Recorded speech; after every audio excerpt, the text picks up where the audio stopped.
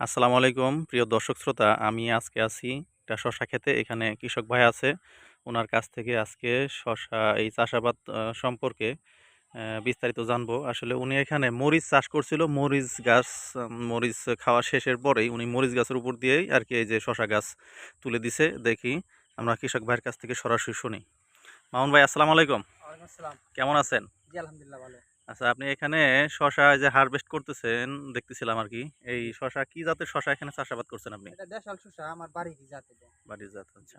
এটা হচ্ছে আপনি লাগাইছিলেন এটার কতদিন লাগানোর পর থেকে কতদিন পরে আপনি এই শশা সংগ্রহ করতে পারতেছেন? হারভেস্ট করতে পারতেছেন?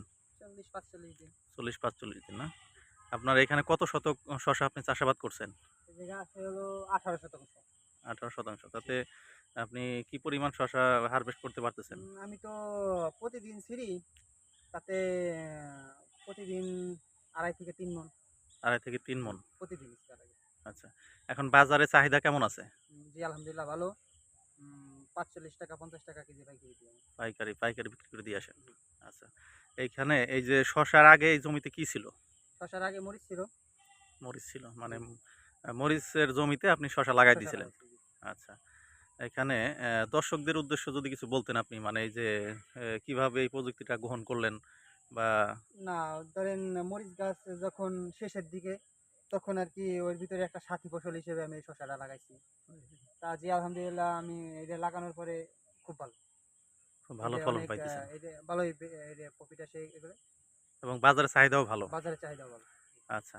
এখন দর্শকদের চাষাবাদের জন্য যদি আপনি না, একটু বলতেন। দর্শকরা এটা যদি লাগায়, এটার আমার কাছে বিচি আছে, বিচিও দেওয়া যাবে।